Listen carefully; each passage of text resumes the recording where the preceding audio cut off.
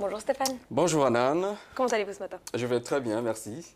Bonjour. Bonjour Stefan. Jerry. How are you? Très bien. Good. Welcome. Merci de What's m'accueillir. happening in the world of business?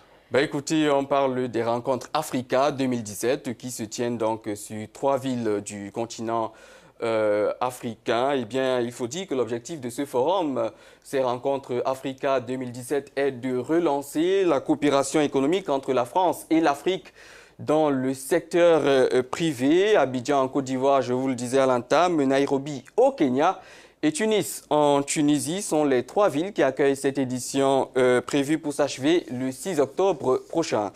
Près de 1500 entreprises françaises et africaines prennent part à ce rendez-vous, décrit comme l'une des plus importantes conventions d'affaires jamais organisées en Afrique. Le contexte est assez particulier, il faut le dire. Les parts de marché de la France en Afrique se sont effondrées ces 15 dernières années, ne représentant plus que 4% des échanges, tandis que la Chine a grimpé à 22%, devenant du coup le premier partenaire économique du continent. Alors pour bien planter le décor de cette problématique, suivant le regard de l'économiste Gilles Yabi, qui dirige le think tank Wati, un mouvement citoyen de la sous-région Afrique de l'Ouest. Je pense que la volonté française de l'EL est très claire depuis quelques années. C'est une volonté d'accroître les échanges avec les pays africains et de les diversifier aussi et de diversifier les partenaires.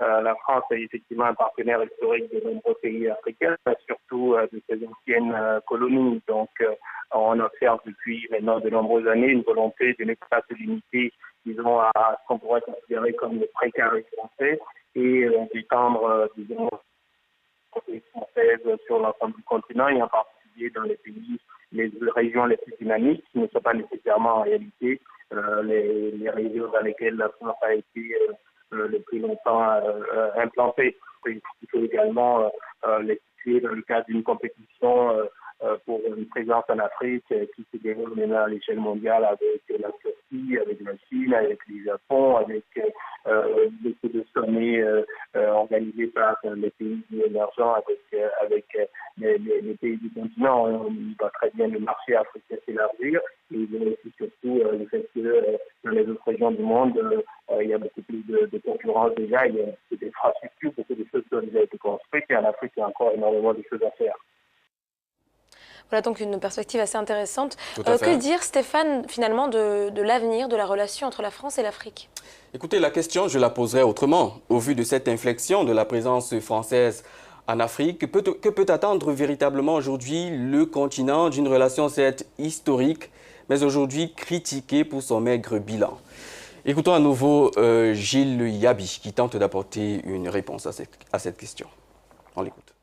Côté des pays africains, il y a aussi évidemment un intérêt à diversifier les partenaires de manière à avoir un peu plus de marge de négociation. Donc, c'est très clair que les entreprises françaises touchées, soutenues par la puissance publique, essayent de résister et essayent de mettre en avant justement les relations historiques et les aspects culturels.